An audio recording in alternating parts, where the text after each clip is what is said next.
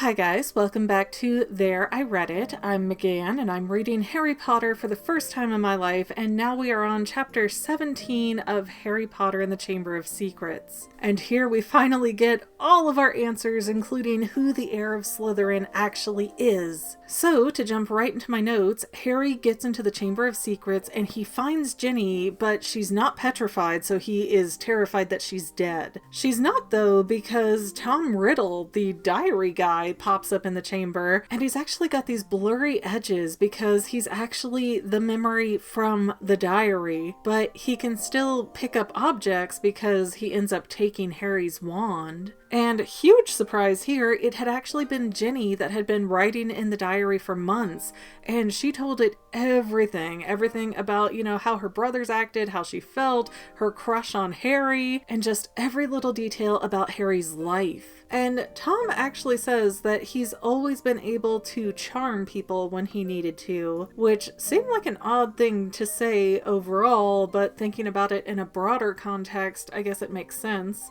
because Tom has the ability to come off as very empathetic, which draws people into him, like Ginny. And it was actually Ginny who opened the Chamber of Secrets, who strangled Hagrid's roosters, who wrote on that wall that the heir beware, whatever that exact thing was. She even wrote the thing about her skeleton rotting in the chamber forever, so creepy much, but ugh. And this was happening because the more Ginny wrote in the diary and the more the diary shared with her, the more they sort of combined souls, and the diary was able to take energy from Ginny until it could pull out its own form. And so Ginny, before this happened, started to get wary of the diary, and she was realizing that she was losing big chunks of time, and that's because the diary was possessing her to make her do all of these bad things. So Ginny ends up throwing the diary away, which is how it fell through Myrtle from above, and that's about the time when Harry finds it. And then Tom admits to setting up Hagrid, and he's honestly surprised that nobody really questioned it. They said that the people of Hogwarts thought that Tom was just brilliant, but he was poor, and he was from this Muggle family, raised by Muggles, having such a bad time. And then here was Hagrid, this oaf, who was constantly in trouble for trying to sneak animals into the castle. So it's almost like they wanted to believe that Hagrid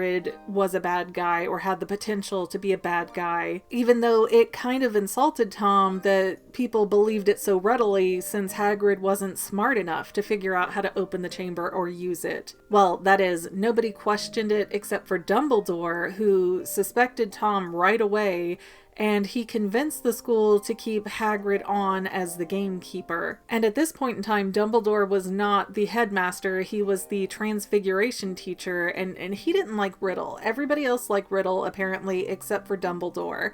He had some wary feeling, suspicion, something, to where he did not trust Tom Riddle. And so because Dumbledore was watching Tom like a hawk, he couldn't really let the chamber monster out anymore, so he preserved his 16-year-old self in a diary so that later somebody could find the diary and fulfill the great plans of Salazar Slytherin. And Harry's just like, well, ha ha ha, your plan's not gonna work. We're about to unpetrify all those people that the Basilisk hurt. And Riddle's like, oh, I don't really care about mudbloods anymore. I'm just after you now, Harry. And Tom is just really kind of twisted up and curious as to how Harry Potter, who has no special talent, was able to defeat the greatest wizard of all time. And it was actually Ginny who ended up stealing the diary from Harry, and not because she wanted to protect Harry or because she thought the diary was evil, but apparently because Ginny wanted to protect her own secrets between, liking Harry and that she had done bad things while possessed by the diary. Of course, Ginny didn't know that she'd been possessed, but she knew she was losing time when all of these awful things were happening. And then we get the big payoff reveal that Tom Marvolo Riddle is an anagram that spells out, I am Lord Voldemort, which is apparently a name that Tom was using while in Hogwarts, but he wasn't very open about it at that point in time. And Tom explains that his father left him before he was born because he found out his wife was a witch and that freaked him out, but on his mother's side, she was a descendant of Salazar Slytherin, so Tom himself was the heir of Slytherin. Not quite the payoff I was expecting because, you know, when they're gonna bring up the heir of Slytherin so frequently, you'd figure it would be a student. But it's a good misdirection, I guess, in that sense, because I didn't really think that that was the way it would go. Anyways, it seems that the diary doesn't know anything past the time it was created, so 16-year-old Voldemort is all it can be. It doesn't know what's going on before that. It doesn't know what current news events are. It doesn't know how he was even able to be killed as an older adult. And, you know, 16-year-old Voldemort is just very narcissistic. He's very full of himself. He thinks he's the greatest thing ever. And so, in that sense, he sort of ends up overcompensating, and that will ultimately lead to his downfall. But I mean, Harry at this point has to feel really weird about empathizing so much with Tom Riddle while he had the diary. And it's even strange, as Tom points out, that Tom and Harry both were raised by muggles. They were from some kind of, you know, not pure blood wizarding families.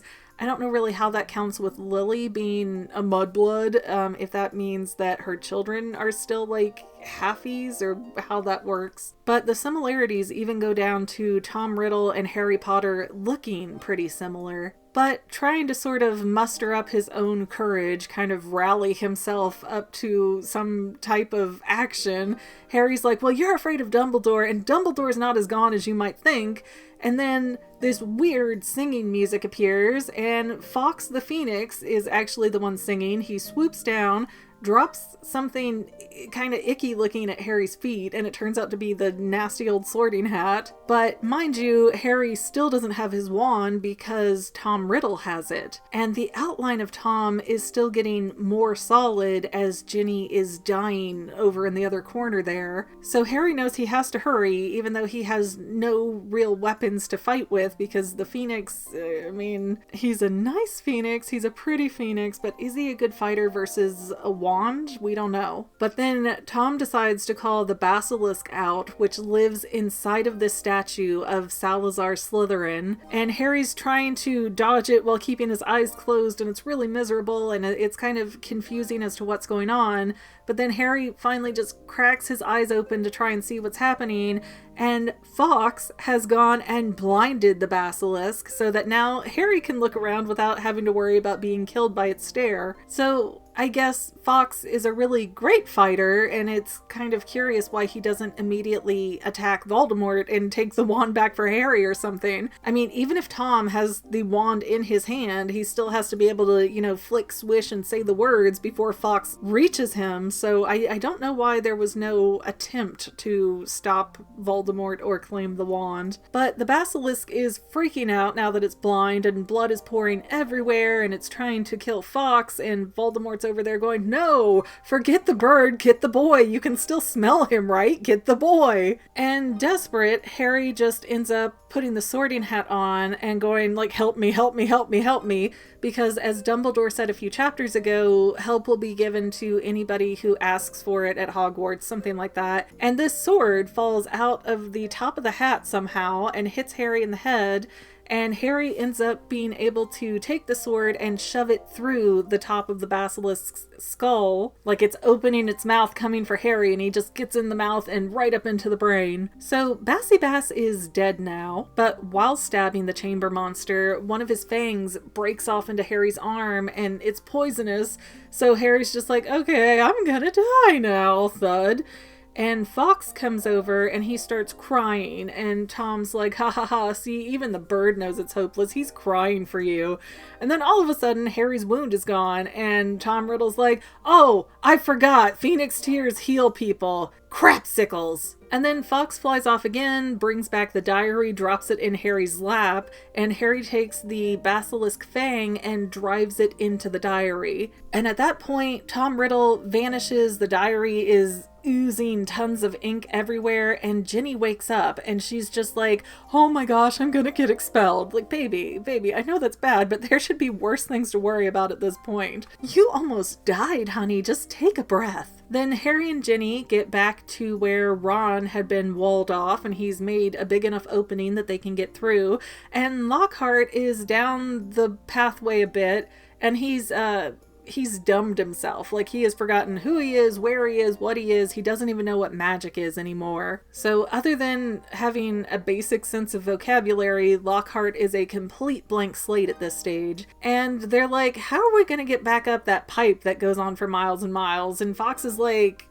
check my tail feathers, without saying anything because he doesn't speak. And then all four of them, Ron, Harry, Ginny, and Lockhart, grab on, make a chain, and Fawkes takes them right up to the surface again into Moaning Myrtle's bathroom because, phoenixes are super strong. It's kind of very fortunate that phoenix carry heavy loads, their tears can heal, and they're very loyal, which are all three things that Harry desperately needed to win in this scenario. So again, that makes me wonder about Dumbledore and his motives and knowing what's going on before they happen. It is very curious because it just lines up so perfectly. And it would be one thing if they had described, well, phoenixes can do these 10 things here, and then just 3 of them happen to be used in the chamber. But for everything to line up so readily, it's a little bit fishy. And then once back in the bathroom, Moaning Myrtle comes out, and she seems very upset that Harry didn't die,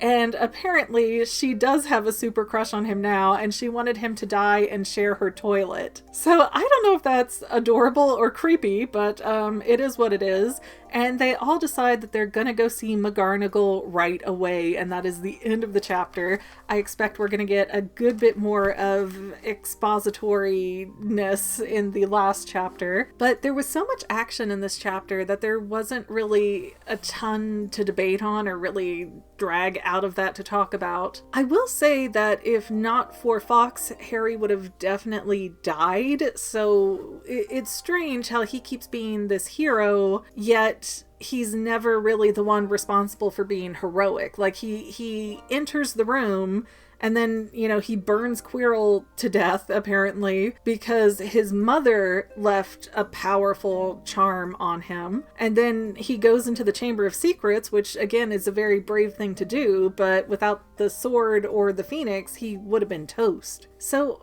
I don't know. I can't really decide if Dumbledore is maybe grooming Harry to be a hero, or if he's just using him as like a disposable ends to a means. And what I mean is that if Harry weren't in Hogwarts and these things were happening, would he just push another kid forward with the same kind of information, sideways information? Dumbledore never seems to say things directly. I kind of think he might have been a cat in a past life because no cat ever gives anyone a straight answer. But I am gonna move on to finish this book with the last chapter. You will see that episode next week, but I am gonna try and get it done today.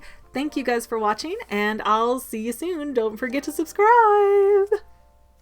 Well, Fanily members, we're almost done, but I want to invite you to hang out with me in some other places. I'm on Twitter and Instagram as my own personal self, and I have a Facebook page too, but I mostly just post photos over there. And sometimes people say, hey McGann, I want to mail you something. How do I do that? Easy. Just click the About tab on my channel page, and my most current P.O. Box info will be right there. I also run another channel, The Fanily. It's really a hodgepodge channel where we might post anything. Oh yeah, and I also sell shirts and stickers and stuff with the Fanily and the Fangirl logos. If that is your cup of tea, I have a link in every description of every video. Finally, if you want to help out the Fangirl channel and make sure I'm putting out video essays for years to come, the best way you can help is by subscribing and watching more of my videos, whether they're new, old, whatever. Maybe even share 1 or 2 on social media, help spread the word. People who watch to the end of videos like you helps to tell the site, hey, this is a good video, we should recommend it to other people. So if you made it this far, leave me a comment of something like, hey, I made it to the end. Love ya.